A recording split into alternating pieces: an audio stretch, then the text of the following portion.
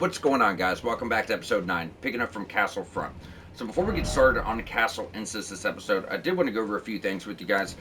So, at this point, as the DLC is about to open up in a big way with the story, your regions are going to get a lot more interesting items, so on and so forth.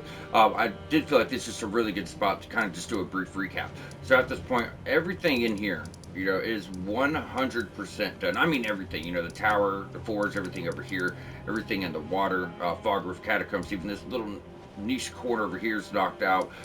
Then once we had that cleared, we gained access to a few new regions. So we had the Stars Hidden Grave, which is 100% done at this point. Then aside from that, we have the Cerulean Coast. Now we could do most of the Cerulean Coast, but I'm gonna put this off because until we trigger a world event that will change certain things out in the world, we won't be able to access the boss. So it makes more sense to do it all at once. Then with that, you're gonna have the Finger Ruins, which cannot really be done until we start an NPC quest over here, which will lead us there. So these make sense to hold off. And then Jagged Peak's just really high level. It's got one of the most challenging bosses in the DLC. So I'm gonna do that like right before we get towards our last region up here. So everything that can be done at this point is done. Now, one more thing before we get started, what I'm actually gonna be doing is jumping over to do a brief respec, more just dial in my stats. So if you've been through this game a bunch and you're good, and you're still like struggling over here, like really having a hard time, I would incorporate some blood loss in your build for the DLC. It's quite helpful. Now I'm not saying go full blood loss. I'm not recommending that, but I'm saying there are some things that you could use. And in the platinum walkthrough, I told everyone we'd eventually do our arcane build and show you guys how to put that together. And I'm not really gonna do that, but I'm just gonna go up to like 17 arcane because with that we could do like a fire and blood type of build where I'm mainly still sticking with pyromancies and stuff, but still having access to a little bit of blood loss is going to help because it is one of the strategies for a few of the different bosses in the game. So it seems like a good point for it. It's like right here, 17 arcane. That lets me use all the spells, and as long as my catalyst has faith scaling, most of my damage is going to come from that. Then I can go ahead and get my faith done at 60. So that's done. That's done. Over here at Dex, see how high we can get. Oh, look at 59, y'all. Yeah, so we can get like one more level there, and then we could just bring health back up to 60, or bring strength up for other weapons, whatever we might want to do. Now I'll probably respec again, or even right now we could probably get pretty close because there's one weapon I like and we need 22 strength. So we could just, call that done as far as requirements and decent scaling. That gives us access to quite a bit of spells.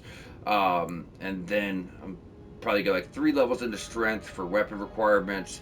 And then for the rest of the playthrough, I'll probably just do base stats. This gives us access to a lot of stuff that I find very, very helpful. Now this is not going to take me long. I already know exactly which spells I want to use, but it does give us access to really good scaling, but also a little bit of blood loss, and everything's revolved around fire and pyromancy with my build, and we're still going to stick to that. So we can pull a few things off here. I don't use buffs that much. But I do want to keep one on, just kind of here and there. So I don't need Gold Vow and Flame Grant Me. We're just going to stick with one of those. This is still just a phenomenal ranged option. Aside that, we'll have Blood Boom we could throw out, help build up Blood Loss for those enemies that have a bunch of health. Blood Flame Talons is actually my favorite spell in the game. It comes out quick, you just like slash it for your face to explosion of fire and blood. Super, super good. And then we got that. I'm not going like Swarm of Flies, all that crazy shit. Probably just go Burno Flame. And I'm happy with that setup. We got a buff, I got range. I could just put blood loss out if I'm got like 4 or 5 enemies in front of me on the ground, do damage over time, which is really nice. That's just kind of like a boss thing, wop wop wop, because you could tap it and just kind of spam it and just does a shit ton of damage to me. I also have a nice AoE, so that is something I wanted to kind of play around with, and we'll take it from there. And then we could also go ahead and change our affinity. I wonder if we should stick with that Ash of War though. We can go with anything. I mean, we can go with like Savage Lion's Claw and show off some new stuff in the DLC. I'm just not a big fan of doing front flips. It's odd. I guess I don't spam Ashes of War anyway, so it ain't gonna bother me. But yeah, anyway, it just gives us access to some stuff, and it's smart and it's tactical. If you're struggling with enemies and just have a shit ton of health, throw some blood loss in it, guys. 17 arcane. We're not going heavy with it. We're not going crazy, but it does give us the edge, in my opinion. A lot of people did it really good. Probably did a pure strength build. Started fucking around blood loss in DLC for a reason. You know what I mean? Either way, guys, getting started on the castle. I did say briefly at the end of the last episode, it's my favorite castle in the game and DLC combined. Not Legacy Dungeon, but like regular castles. It's very similar to the Carrion Manor. Way cooler, in my opinion. Like, way cooler. I really like it quite a bit. The level design's really dope. And then, like, while we're doing this, guys, what's going to happen is you do the castle, and then you come back to it again, and you get to drop back down into it. That's, you know, that's all we got to do this episode. Quite a bit going on, actually.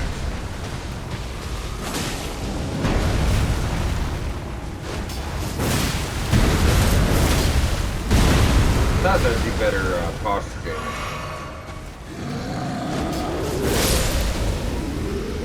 That's funny. Does blood loss just fun. Alright guys, so taking him out to get the Somber 9 and 3 Royal Magic Grease. That's a guaranteed drop. You're guaranteed to get that, and he does not respawn. So, one and done, he's not going to be in your way. So if you get killed, you'll be good to go. Thank you. Shadow Realm Rune. So, just to kind of briefly touch on this before we go any further. So what I was saying is, like, Castle Ensis, you're going to go knock all this out, right? And then it's going to bring you to your next region that's going to do Altus. However, when you get out there, and I think you exit, like, right around here somewhere. When you get out here, you're actually going to drop back into the castle again to get some weapons. I think it's, like, right around here. Then you got to drop back into the castle again and do this little section. So, you know, we'll knock out the castle the first half of the episode, and then we're going to be spending our time really just dropping back in from all these different locations. And that's why I said you got to give a nod to the level design. It's really dope. So before we go up the main stairs, there's 2 items to get. One's decent, or no, neither one of them is decent. I lied. One's a Somber 1. I thought it was another. I didn't look at my notes. I thought it was a different Somber stone. So you got your Somber 1. And if you start going up the stairs, you can get a broken rune on this ledge. It's utterly useless, but since this is a complete guide, we gotta grab it. Gotta grab it. I should just start doing like 50% walkthroughs instead of 100%.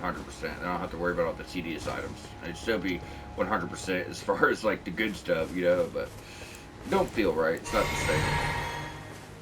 Alrighty. So as you move forward, you're gonna have a doggy and a soldier.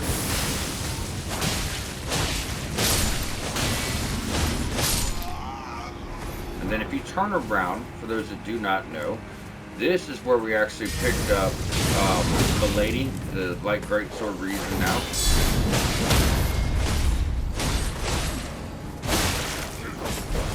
We just did this in episode 1, so everyone had, you know, the new weapon types to go through DLC. But instead of waiting so long, I mean, we're almost 10 hours in. You guys would have had it for a while, right?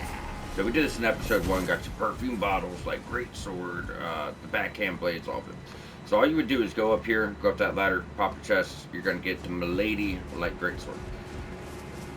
And if, like I said, if it's your first playthrough, you just got through the base game, this weapon will carry you, man. I mean, the moveset's so versatile. It's got thrusts, it's got swipes, it's got really nice charged heavies. Even though it's light, it's got a lot of stagger potential. I think that it could really, you know, change the tide for a newer player, in my personal opinion. So, do what you will, but I'd definitely play around with it if I was y'all.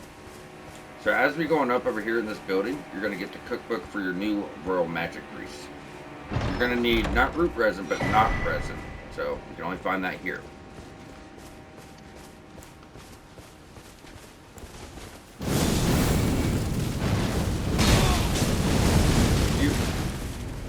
Thank you, Mr. Knight. That was a cakewalk. That was a lot easier. We'll start doing that. I was just kind of fucking around. Because I haven't been using my spells as much as I probably should, being, you know, doing faith stuff. Builds up that blood loss so good, man. Alright, so once you have these guys taken out, what we're going to need to do, unfortunately, is drop down here. So we can get 2 items. So that's going to be the first item on the ledge that you saw when you were progressing up. And then if you just turn around, there was another item on the ledge. Now this one's just crafting, but still. Be careful, don't overjump it. Alright, and that's going to be your Glitz Slab Firefly. Although it looks like a Glitz Stone, this is different from the base game. So with all that cleared up, if you go on up, for one, the side of grace is on the left. So if you don't want to take the risk, I'd get it. Save yourself a run back. But what you're going to want to do progressing is just hold up your shield. It's dark right now. There's going to be a big dog. It's like bigger than most dogs in the base game. There's going to be a few of them you're going to encounter here. Silver pickled. Going up, get a quest item. That's Skidoo fragment. Side of grace and smithing. Okay. I'm banding here the flesh of my body. Make sure you interact. This is quest related. Scatter tree fragment. That note was pretty much just telling you how to burn away the tree of shadow to enter the divine tower to help Mikla or stop Mikla, whatever you choose to do. Not like there's a choice, but without spoiling anything, that's what the story's kind of getting at. So now we have got that. Let's go and change it to daytime, make everyone's life just a wee bit easier here.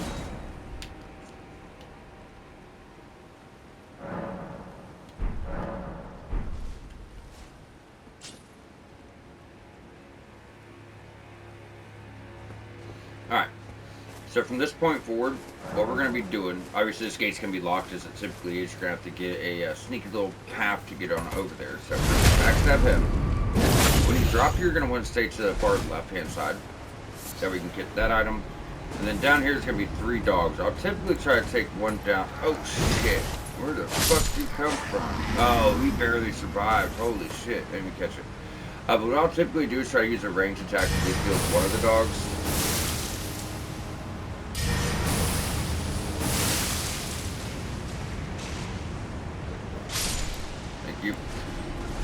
Because 2 is going to be far easier to deal with than 1. Just to show the whole combo, the Savage Lion Claws, it's similar to Lion Claw, but you get a second backflip off. In case you guys didn't really see it in that fight. Hard to see there too. I do want to show it off because it's got a lot of stagger potential. It's actually before I beat Mesmer with my first time. So front flip, follow up. Getting that off twice. It does a lot of posture damage. Pretty cool. Either way, and we got that back to episode 2. So when you first go out, what you're going to want to do here is just go to the right.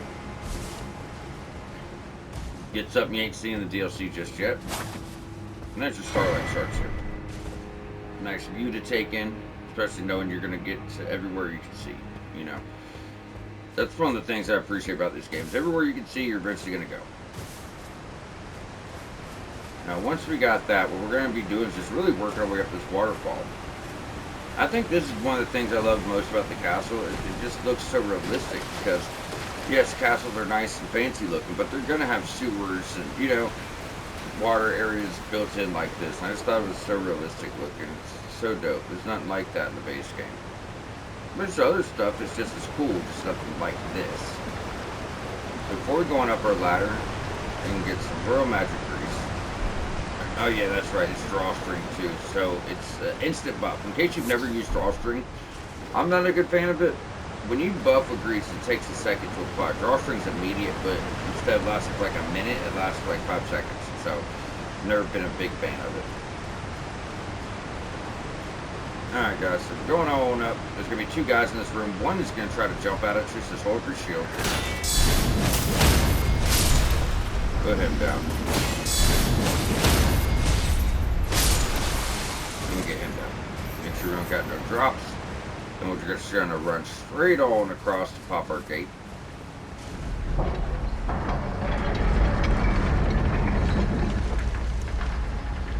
Now, if you guys want to go rest, you can. Yeah, I'm gonna.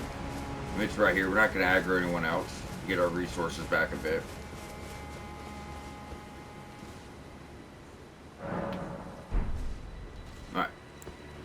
I want to make sure we had our mana and, you know, everything else we want to use.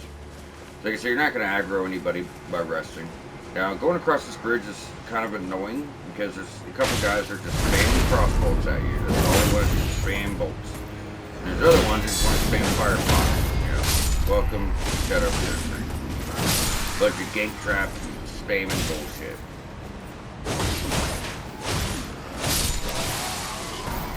Love how the blood loss procs after the guy's already dead.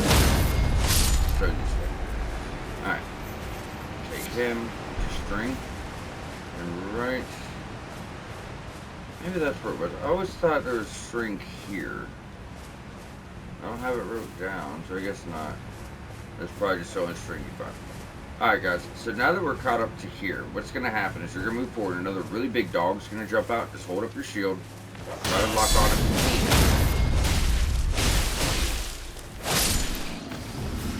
Now this next part, I like to try to rush in. So what's going to happen is there's a page and a mage up top. Mage is spamming spells. There's going to be two of the mages here, and it's the versions that teleport around. So if we could hurry up and get to one of them, usually right here. Now we just got to get to the other one. They'll usually pop up like right here. How far off am I? Oh, look. It looks like he got hung up on a tree, but usually that's where he's going to go. So now that we got that, and instead of going up the stairs, just kind of circle around to the right for a mage and a page. And that's how this whole place is set up. Like anytime you see a mage, a page is close by. Anytime you see a page is close by. It's mages and pages and pages and mages. You know, that's just how it is. And if you guys don't remember, pages are pretty damn formidable, have quite a bit of health.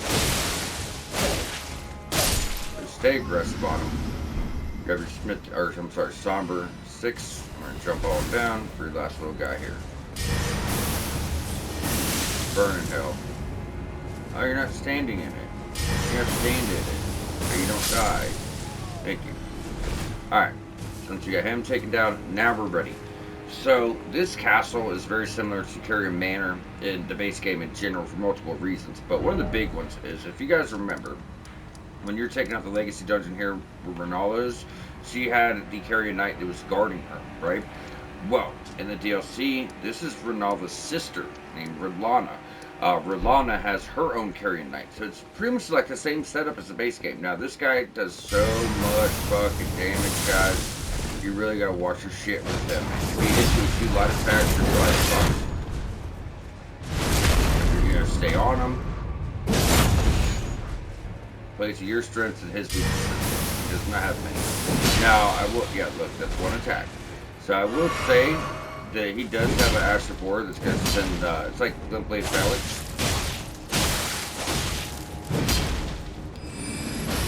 Yeah, and that's just gonna be the special ability of, you know, that weapon. So you're still gonna be cautious for it. There you go.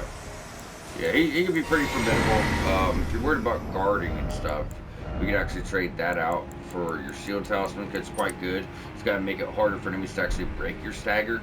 So guarding ability, spells, damage buff after we kill enemies, and then if I'm using blood loss for a bit, I'll go ahead and put on that. There's actually another talisman we're about to get in 2 seconds. I'll probably swap that out for. So either way, guys, as you go down the stairs, before you get on the main path, you're going to see an item up there that's actually a spell we're going to get, but you can't get it into the back half of the castle. You have to drop down from the rooftop somewhere. But right here is a shield that's very similar to our own. It's almost identical, but how ours specializes in fire resistance, this is going to specialize in magic resistance. So strategically, it just makes sense to put it on for this dungeon. That's, you know, it's mage area. I might even max this one out too. So 1 for magic, we'll have 1 for fire. And we can always change affinities and, you know, barricade shield or whatever, but it would still be nice to have some that are specialized, I feel like. So as you move forward here, you're going to get a little bit of lore from this guy. Not much, honestly, but a little bit. O America, I beg, embrace your child and give us a sign. How long must this holy war stretch on? So a little bit of backstory, and then we can get Rilana's cameo. So this is good. For any actual world that does a stance-based ability, like, you know, Unsheathed, or... Think of the Sword of Knight's Flame. Sword of Knight's Flame. You hold that stance, and once you do this, you could either do the magic ability or the fire ability. So with that on, how it would work, and I'm not using a stance-based ability, I won't put it on yet, but how it works is, where are you? Enhances attacks executed after maintaining the same stance for a while. So what you do is you hold down L2 and don't just tap right into R1 or R2. Hold on a second. You'll see your character glow red. That next attack, that Astral War attack, will be boosted. One guy in here. There's another guy trying to be sneaky in the stairs. Sometimes he aggroes, that's why I'm calling it out early. He's not guaranteed to aggro, but he does. You know, sometimes he's going to come for you a little bit sooner than they intend. Hold your shield. Yeah, he's actually still in the draw that time. Now, because he's on the stairs, if he should see I got that guard counter mid-combo instead of at the end. He's probably going to swing over your head. We're going to have Mr. Mage up here.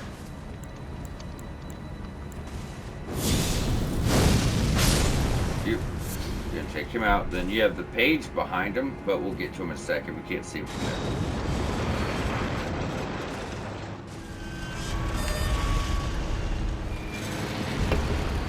Alright, so instead of progressing forward, what we're going to do is just go to the left and drop.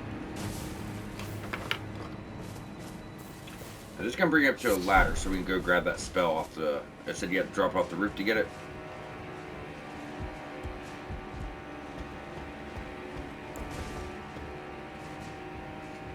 Alright, so as soon as you get up to your left, just get ready. There's Mr. Pagey. Hey, Mr. Pagey.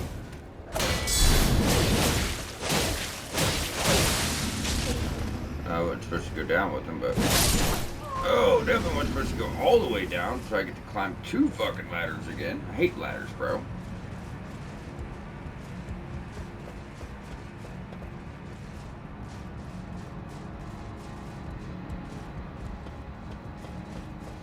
Alright, so what you're going to do with them out of the way, you're going to run straight across the rooftop. Then on the back side here, you're going to see that body.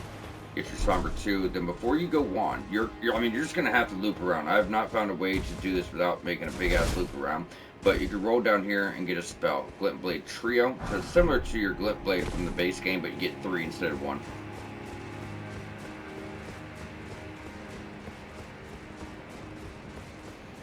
And we can just do a big ass circle. But good news is everybody's dead, so we got that going for us. This next part can actually be hell. There's going to be a few dogs and a few soldiers all just kind of ganged up together. But what's worse is 1 or even 2 of the soldiers in the back will spam fire pots. And when I say spam, I mean absolutely fucking spam. Whop, whop, whop. It is the most tedious, annoying fucking thing you could think of. So we're going to do this in a way to make life much easier. But I want to make sure you guys know it because it'll piss you off. For sure, it'll piss you off. I mean, then you add in the dogs. It's just like, dude, give me a fucking break. You know what I mean? But most likely it's going to go really smooth. So what we're going to do is there's one guy on top here. So we're going to go up, backstab him. Then we're going to come over here so we can choke point all these guys in place. As soon as he gets backstabbed, they're alerted. You know, that's how it's going to be. Don't worry about the item he dropped. We'll get it here in a minute. I'm thinking there's all going to line up.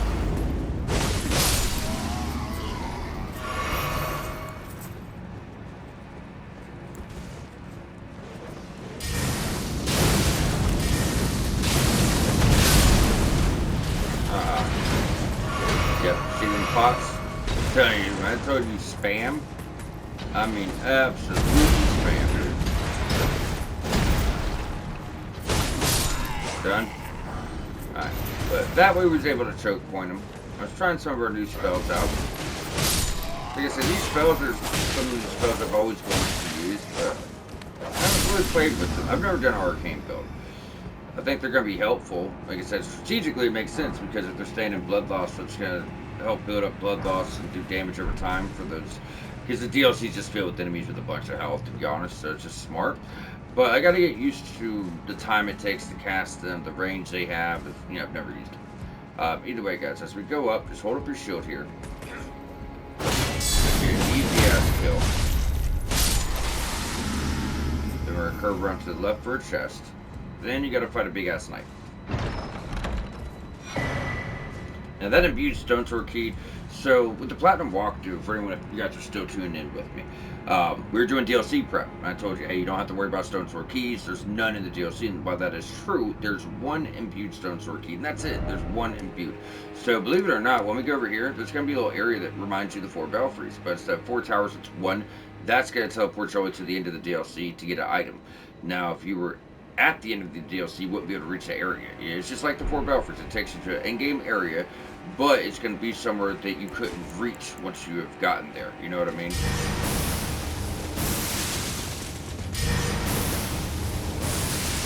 Oh, look at that. That's also on top of doing a blood loss. It actually stun blocks the enemy. I did not know that. Super cool. Yeah, that healed shit. when I take it right back. Some of these guys will do that. It's not many of them, if I'm being entirely honest. Not many of them can do that, but some of the bigger guys, they will get a heal off. If you ever have trouble with them doing that, you're like, damn, I've been working down his health, now he got it all back, take that time and take that health back from him before he could do shit. As you see, as soon as he got the heal off, we were worked up, another charge heavy, we staggered him, critical attack, so all that health he got, we took it right back away, right? So just play to that. Now, either way, guys, once you get in this building, that's your side of grace and you're at the main boss. With that being said, there's still a little bit of optional content to do that I do find to be important. So we can get us a really powerful Ash of War we're going to be switching into. I'm trying, if you guys notice, I'm trying to just showcase all DLC stuff. DLC weapon, DLC shield, DLC armor, DLC Ashes of War. Once we get a lot, and I said this before, I think the DLC just kind of complements the base game, and you're not supposed to, everything in the DLC is not better. It's just to complement the build you're already putting together, right? So we'll use stuff from the base game and DLC, and just kind of really tune things up. But yeah, I would like to show stuff off. So, like I said, your boss is right up those stairs. Now, it's hard to see it, but right behind here is going to be a tower. Now, for the longest time, I didn't know how to reach it. I'm like, oh shit, that fall would kill him. But if you just turn the camera a bit more, you see a ledge. I'm actually embarrassed to tell you that I missed this my first playthrough. I saw the tower. That was close. I saw the tower, but I was like, how do I get in it? And I just didn't point the camera down.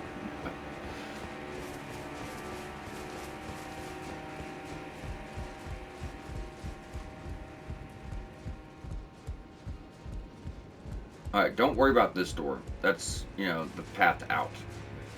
Which you don't even have to take, you can just fast travel. We'll show you that there's nothing there, but, we're not going to take it. It drops you where that really big knight was right before you lift. And you got to take the lift up and everything else for no reason. You know what I mean? So right here is a very powerful Ash of War. It's basic. It's a stance ability, wing stance, where you could either do 3 quick slashes, or you could do like a dive in the air thrust attack, and they're both very potent. I like it quite a bit. Sometimes less is more, Sometimes you'll have a very simplistic Ash of War, but it's extraordinarily powerful because you can change affinities to blood loss or frostbite. And the first Ash of War it does, and we're gonna be jumping back to Castle Lord's Chamber. But the first Ash of War it does, the R1 ability is 3 quick swipes, but it's hard. It's very forceful. So it's like whop whop whop. You can do this twice. That's 6 fucking hits to go off. So it's super cool. So now that all that's caught up, what I would like to do is go ahead and put on our new ability, which should be right here. Still set this to the blood affinity. You guys can do what you want. We'll tell you for this fight, blood loss works very nicely. So R'hllana is a very upgraded version of Renala. She is a mage, but she's a melee mage, so she's going to be using dual wielding light greatswords. Very versatile moveset, and she's just whop whop whop. She's staying on you. So I would recommend using your Great Shield Talisman so you could just have the most blocking ability going into this fight. Wolfcrest Shield for that extra magic protection. If you notice, magic's only up at 63, not so bad. But aside from that, she's got a lot of spinning attacks, a lot of double slashes. She could do Carrying Granger. Well, yeah, she can do Carrying Granger, so she could summon a really big magic sword from hers, do an overhead slam, but then it also has a horizontal swipe that comes around, so you got to make sure you dodge through that. She has 2 special attacks, 3. Her weapon is a upgraded version of Sword of Night and Flame. It's 2 light great swords, one's magic, one's fire. So one ability, she could send off 5 magic projectiles coming straight towards you, quick slashes. You want to block, run away, or dodge. And then she has a fire ability where she'll like just make a bunch of AoE fires burst around you and then send geysers up from under the ground. So this one you're more likely going to want to run away from. Most of it's blocking guard counters if you can get them. Just time it right because her combos are pretty extensive. Then the other thing I would like to mention is her moon ability. So much of R'hllana, she's a moon, but her moon will slap the ground and send a big shockwave similar to Waves of Darkness. But then 2 more moons will come down, so it does 3 hits. It's like 1, you got the jump, and the other 2 are rapid, 2, 3. So it's like 1, big delay, 2, 3. And you got to jump over that. If you get caught by the first, you'll be locked in for all 3, and it will one-shot you. Over here, you can summon Letta, which we're not going to need her. Now, the first time, I'm not going to take it too serious. I'm going to try, but I'm not seriously going to try to put her down. I want you guys to see her moveset. Then the second time, we're going to go in with Mimic, or maybe Letta, be a little bit more serious about it. You see we have the window there.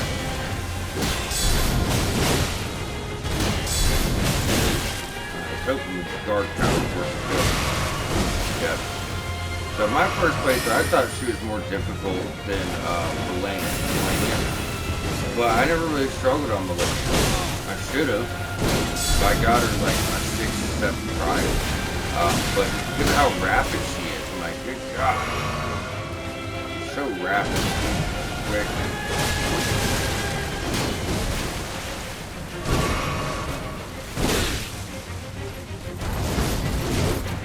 Hoping I'd stagger her.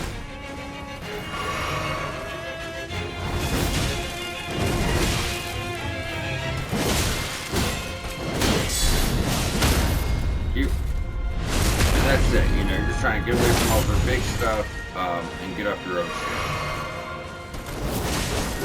That's your other last reward. Like I said, I think it's really powerful. If you can get it up. Alright, so here's your phase 2. Once again, we're not trying to kill her.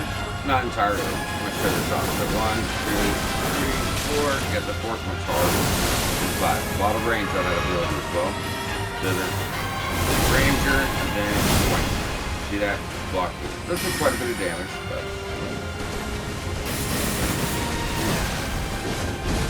I haven't seen her other action board yet. I'm hoping she shows it off. I'd like to see the move ability, because when we come in here with Mimic and Bloodlock, we're just gonna spank her. I want to make sure you guys see these abilities. Yeah, so she has swipes like that. She also has like a bunch of fire guys. Look at that. Got 80% more health on that one.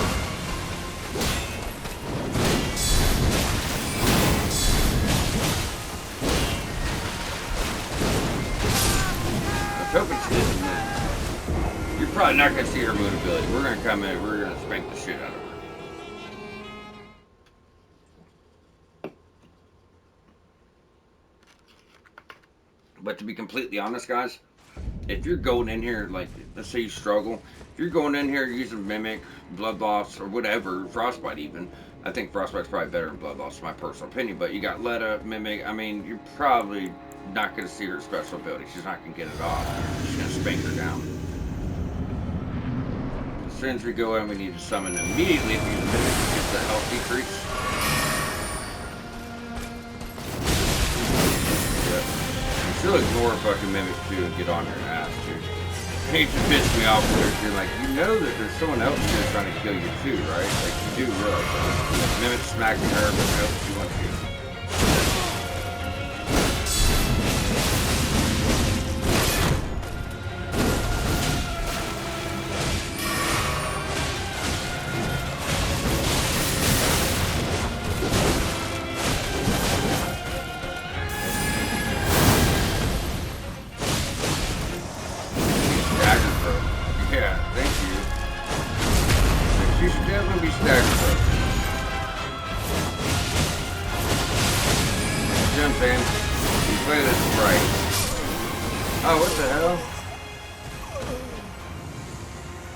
Play this right, you should be running right to her.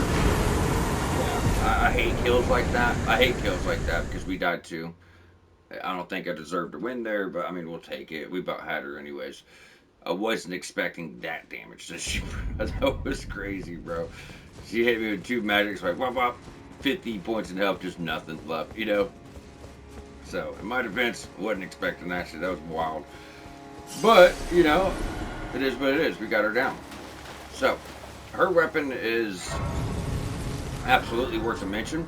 You need 4 stats. You're going to need 13 strength, 16 dex, 16 and 16 faith.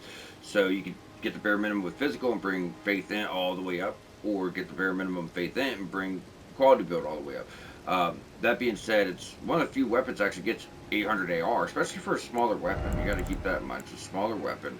Still able to pull that off. But, you know, it's quite impressive. It's worth a mention. So before we do anything else, guys, we still have some bell bearings being turned in for one. But I knew that we were going to be coming here. So let's go ahead and get that over and done with. This is something we've been, you know, putting off for a while. For bell bearings that aren't that crazy, just get you mushrooms.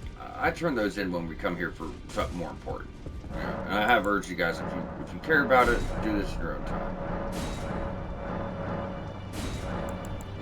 You start seeing a lot more crafting items pop up, you know what I mean? So that's your toxic mushroom, regular mushroom, white flesh, red flesh. So that's DLC stuff. You know, that's DLC stuff.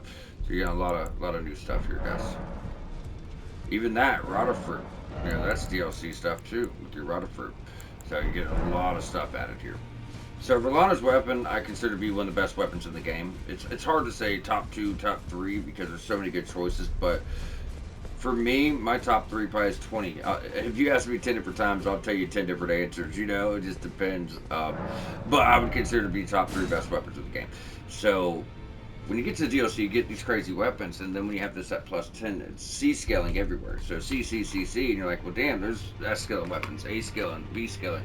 Why do you consider that so great? Because even at C scaling, the scaling's fucking crazy. That's why. Imagine it at B or A. It'd be wild. So you're getting almost 800 AR with the wrong stats even. So if you really were to, you know, maybe do semi-quality. Let's say you get like 20-20 strength dex and go like 60-60 faith in it. This thing would smack. This is a weapon I used my whole first playthrough of the DLC. It's absolutely phenomenal.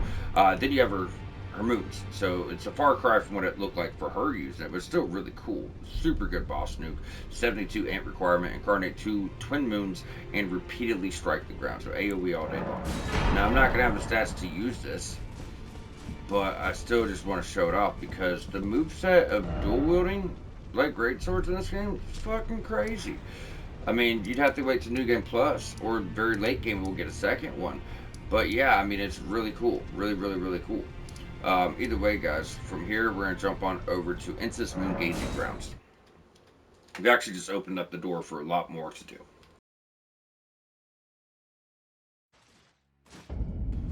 Now, before we get into the next area, we're obviously going to want to, you know, show you guys this weapon before I forget, but we're obviously going to want to do everything that is involved with Castle Ensis. I'm hoping I can fit it in. We got 25 minutes to be able to do it. So one-handed, you're going to have the magic weapon in your main hand. So how this works is you notice it has magic, fire, and physical. Much better version of Sword of Night and Flame. Same idea, just on a much grander scale, much better. So the main weapon will always be the magic weapon. The magic weapon has its own scaling. That's what you're seeing. Both will have the same physical. The right-handed weapon gets all the magic. The left-handed weapon gets all the fire. That's how it works. So if you're one-handing, same moveset. They're really nice, but when you're dual wielding, this is where it gets fun. You see the other one looks a bit different. That's your fire sword.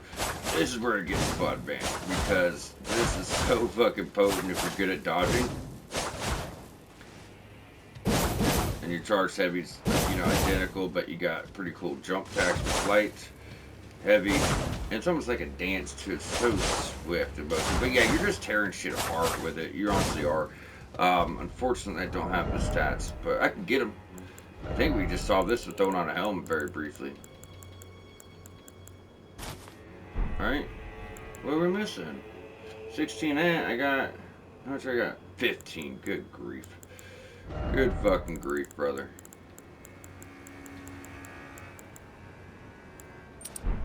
Alright, so, light attacks. Remember, it goes into stance ability, and that's why you want to wear Rolana's cameo with this. That talisman we picked up because it boosts stance abilities. So, right here. So what would happen is, I guess we can equip it to show you very briefly once again. But your regular stance, you get right into your action forward, which means you want to pause for a minute. You pause and it on, your character starts to glow red, then the next attack's boosted. So each of these Ashes of War, when you use them, what you want to do is you want to keep tapping the input. You get 5 slashes. Tapping it once, so automatically the Ash of War gets 2 swipes. But then you can hit it 3 more times. So swap, swap, swap, swap, and do it right. Boom. That's the one Ash of War. Then the second one, don't get me started. I don't think it has input. That's all but fucking crazy, dude. See, that's a nuke. Like if you're surrounded by a bunch of little enemies, that's what you're using. Focus on one big one, that's what you're using, in my opinion. That's how it's gonna work best. You know. So I mean it's just so powerful, guys. It's one of the most powerful weapons of the game. I stand by that. Like it's fucking insane. Either way, going out, you're gonna notice that Letta and the Horn Center are over here. So for now, get your upgrade. Interact with your cross as we always do. Grab your Side of Grace. And we're not touching none of this shit next episode. In fact, this item on the ground, don't even pick it up. It's the Monk's Missive. We're going to meet another new NPC. His name is Dane. Dane the Monk. And this is going to lead to your Kung Fu art weapons. So we'll get into that, but I want to do this all next episode. That's why I don't want to touch it yet. We're not talking NPCs. We're not, touching any items. Because similar to episode 1, now that we're in a new area, we are going to be running around and getting you guys a bunch of upgrades and stuff that's going to help you out. So, first things first. Well, first things first, this got to go. First things first, we're going to be going for our map. So pulling up your map, as always, you're going to see your pillar. Now, this is the most important thing I can tell you about the DLC, is if you go too far on this main road, you can see the furnace golem, that's the Shadow Keep, right? Well, if you get to the main gates where their barricades are, you are going to cause Mikula's Great Rune to break early. If this happens, it's very bad. You are going to be, I'm not going to say every quest is going to be fucked up. You will be, that's for sure. Few of them are going to be fucked. Now, this guy's going to give us shit, so.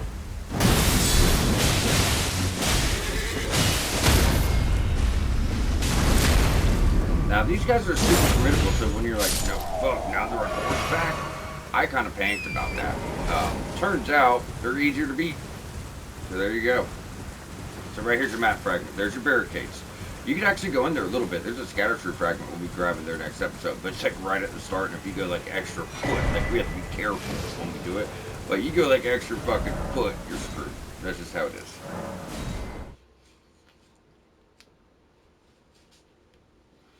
Alright guys, so back to High Road Cross. So now that we got the map, we can kind of see what's going on a bit. What we want to do is we're going to be going over here to the left, dropping back down to the castle for a weapon.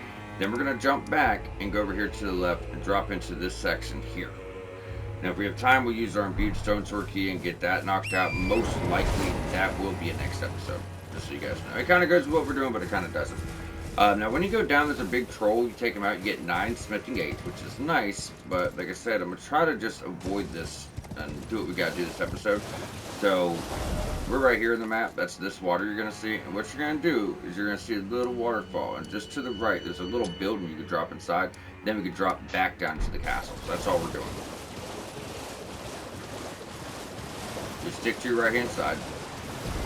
It's a pretty good rune, and a very, very unique weapon that's worth a mention. So if you're doing a casting build, you're like, fuck, I hate having a staff and I hate having a weapon. There's a weapon that can cast spells. So light attacks will do like the weapon, regular moveset. But the heavy attacks you won't have because it's going to cast spells instead. So if you're doing like a spellcaster build and want to have a melee option too, I think it's awesome. There are some staffs that will do more spell damage. There's some weapons for mages that will do more physical damage. But it holds up. It holds up good enough for anything, and you keep it on one weapon. I think that's worth a little bit in scaling. So, because I think if you're like 40 int, 40 dex, there's nothing that, like there's no weapon that'll give you more physical for it at the same levels and the same upgrades, and there's no catalyst staff that'll give you more spell damage at that. But when it goes up to like 60, being level 60, there's better choices. So 40 is like the sweet spot. 40, nothing's better. But then after that point, yeah, stuff will have better skill. So carrying sorcery sword, physical, magic, thrusting, rapier, that happens to cast spells on heavy attacks. So really cool, really, really unique stuff. So from there, High Road Cross.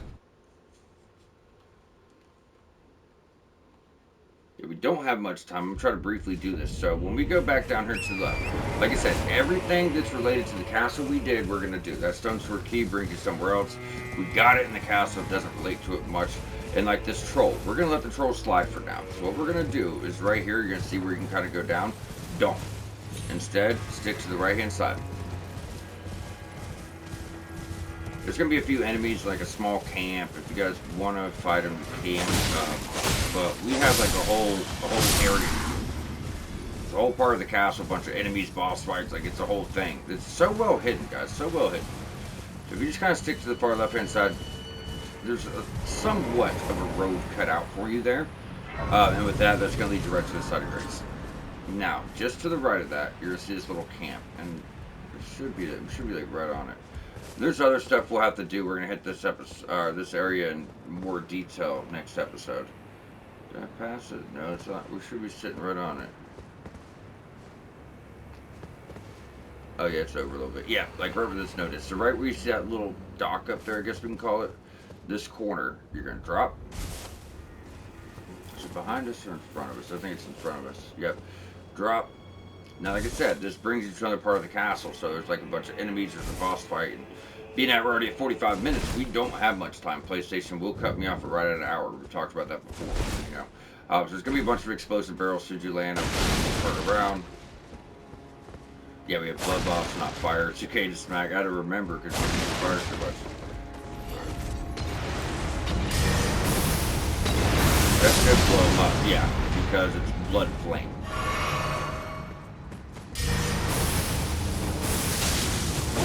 You're supposed to stagger the enemy.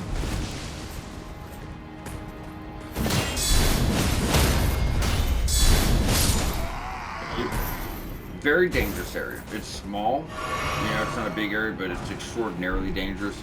You're constantly surrounded by, as you see, fucking flame barrels, and it's a big problem.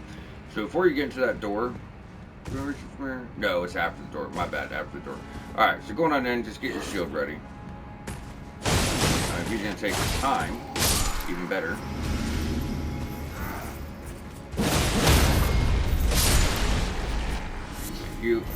Just in case, I would, you know, recommend breaking all this stuff. There's other guys. You're not out of the woods yet. Now, don't go to the left yet. What we're going to do is we want to go to the right-hand side. Now, when we went to Fog Rift, you guys remember, there's all those guys up top spamming fire pots. And I told you, it's like, there's no way to get to them yet. Here's your way to get to them. Go and close the barrel.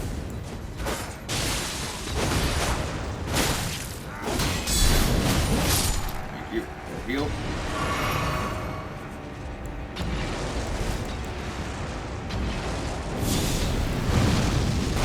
These guys are really good at knocking off that bridge. So if you have a ranged option, I'd recommend it.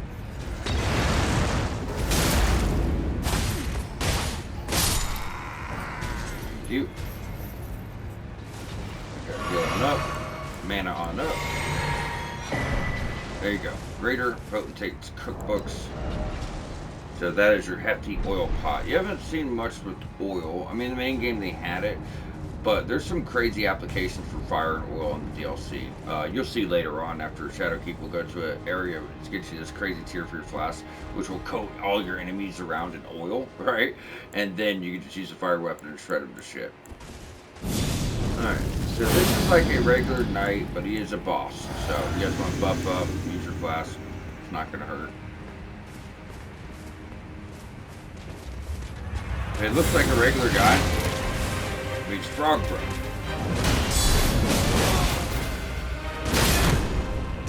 lot of damage. This guy, he's killed me like 10 times in a row. You can get a backstab there too.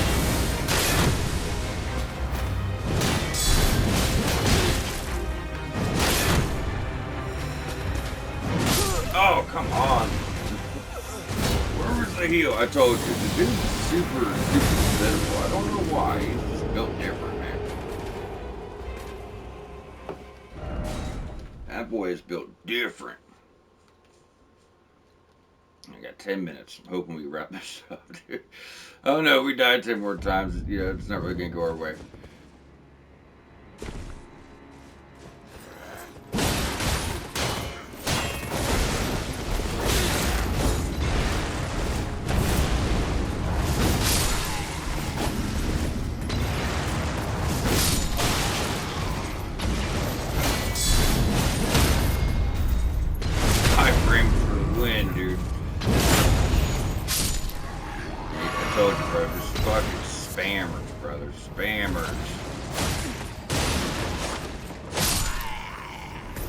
You know, of all the affinities in the game, I wish they would have added like Ghost Flame, Black Flame, and Blood Flame Blade.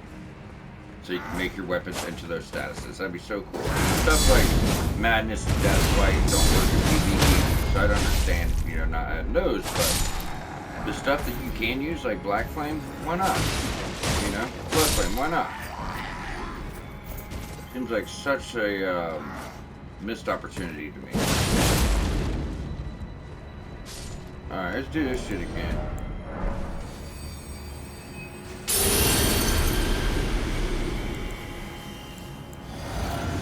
just to save the time, I'm gonna summon Mimic. I'm almost embarrassed to do that here. But I don't know if we have the time to, do this 3 more attempts. You know what I'm saying? That was rough guy. Whoa. Yeah, they always just want to go to me when Mimic shit. I never... You...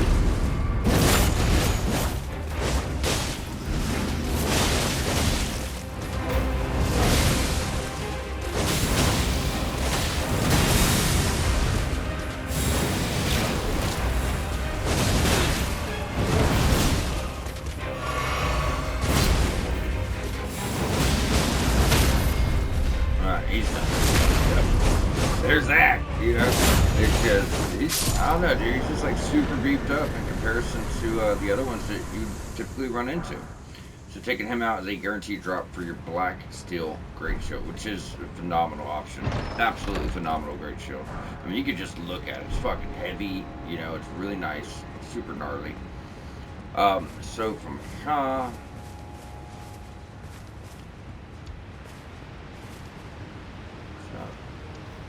I think they both go the same. I want to check something because a lot of times I go that way.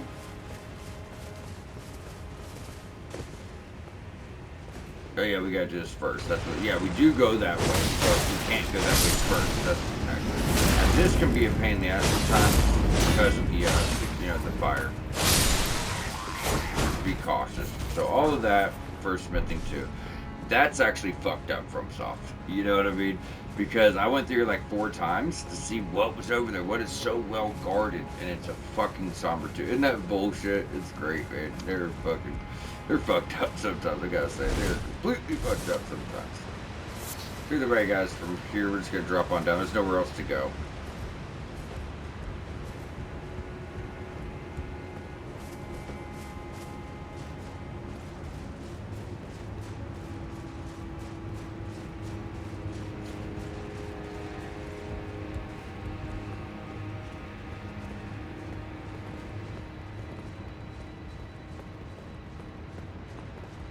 Before we had to jump across, which leads back to the tower. Yeah, we gotta go up first. So you look like you're done. You'd be surprised. There's still quite a bit of guys here. So when you initially drop down, you probably didn't even realize it. But there's a camp under you. There's like a bunch of barricades and shit. A bunch of guys down there.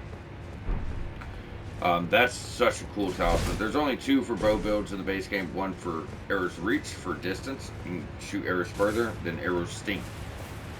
That does both. Super cool.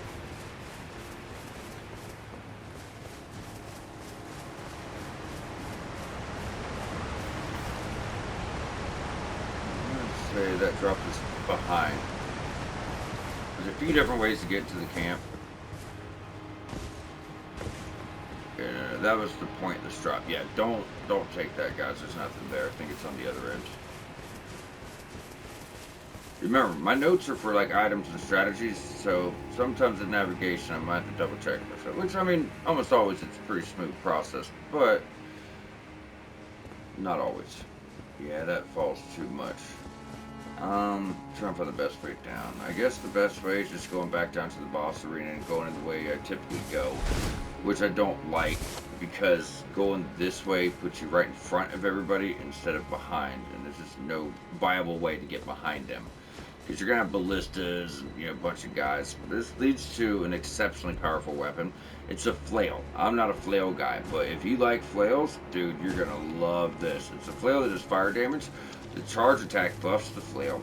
Then you slam it on the ground, this huge explosion. It's absolutely crazy shit, bro. Crazy shit. So just like Haley, you're gonna have to wait between, the attacks of the fire here, so you don't get caught. That's your welcome. That's welcoming you to the area. Same thing. Try to get around them as possible. How do they turn flames like that? I'm genuinely curious. I mean, it's nothing new. I've always wondered how. But he's worth a lot. 10,000 for a basic hobby. Yeah, me and Mimic are just going. I didn't realize Mimic was going to be with me this long. That's awesome, though. He just fucking shit up, dude. Mimic's the man, bro. Mimic is the man. Alright, there you go. Serpent Flail. And like I said, that's really cool. Definitely worth a mention. So before we close out, now that we're actually done here, maybe we could show that off very briefly. I mean, anything that's super unique I would like to discuss.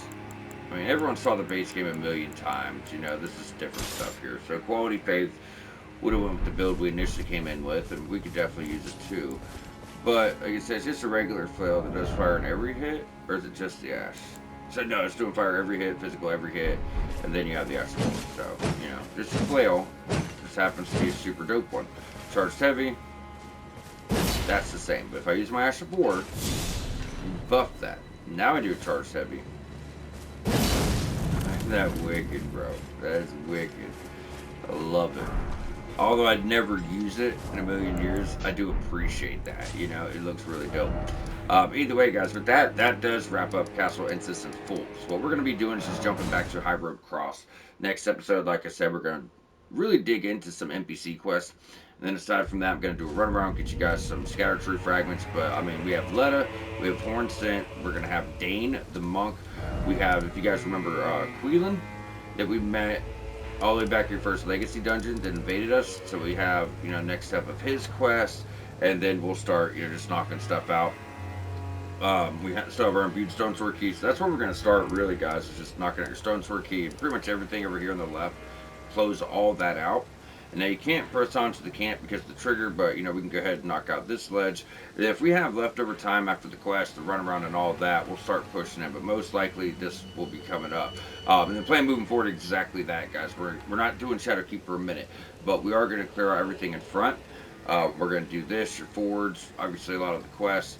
Clear this, Fort of Reprimand. We'll be doing this last because that will send you out this way. They will be able to start knocking all this out, and that leads to another entrance for Shadowkeep. And that's what we're trying to do. We're just trying to make sure everything's done up to every entrance of Shadowkeep. It's like a good point of reference. So, you know, do all this, and then do everything over here.